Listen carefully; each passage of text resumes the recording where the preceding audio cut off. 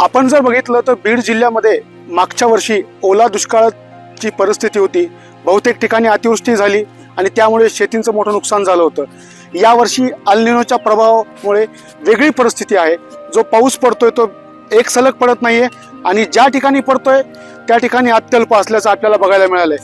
गेल्या 17 दिवसापासून बीड जिल्ह्यामध्ये जी आहे ती पावसाची अनुपस्थिती असल्याने शेतकऱ्यांमध्ये चिंतेचं वातावरण निर्माण झालंय.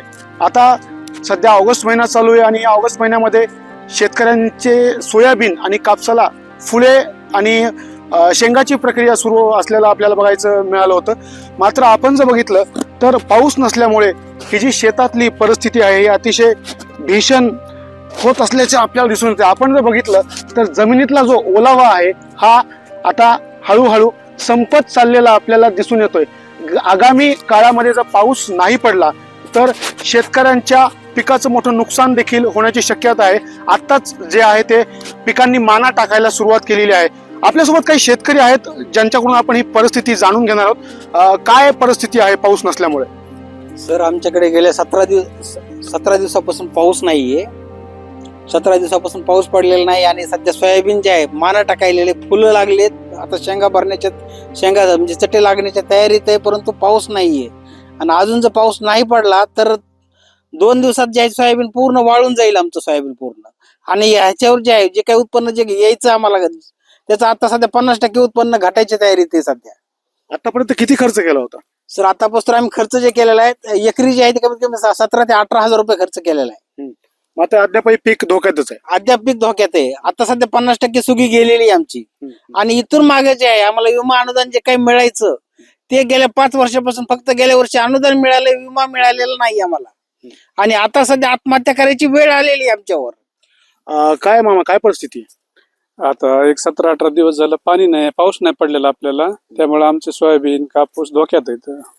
कापूस माना टाकून द्यायलेत, सोयाबीन माना टाकायली, फुला अवस्थेमध्ये सोयाबीन आहे आणि चट्यावर आलेली आहे. आता त्याला पाण्याची 100% आवश्यकता आहे, पण आता पाऊस पडना झालाय.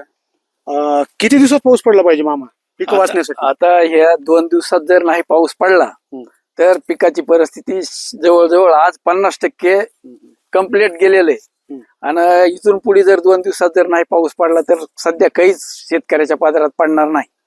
त्याकरिता आपण थोडे जरा आला तुम्ही येऊन बघितलं तर हे आपण शासनापर्यंत पोहोचवून काहीतरी ह्याचा विलास होईल अशी आम्हाला अपेक्षा आहे. नक्कीच नक्की. मामा, काय परिस्थिती आहे? 18 दिवस झालं पाऊसच नाही.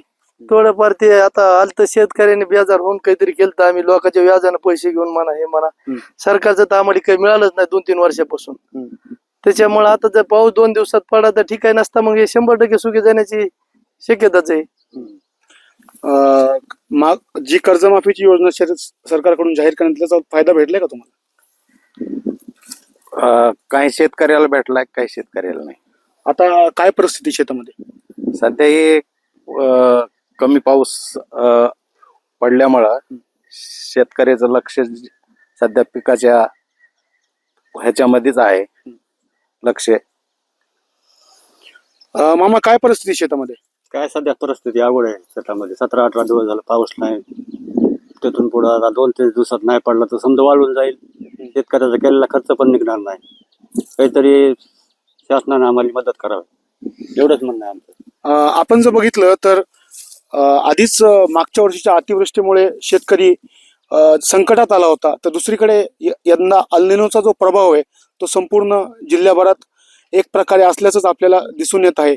आता येणाऱ्या दिवसामध्ये जर पाऊस नाही पडला तर शेतकऱ्यांसमोर एक नवीन संकट उभं राहणार हे नक्की.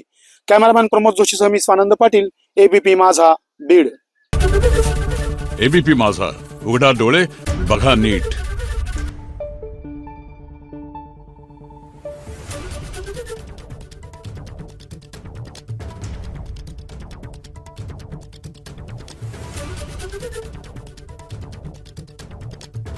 Thank you.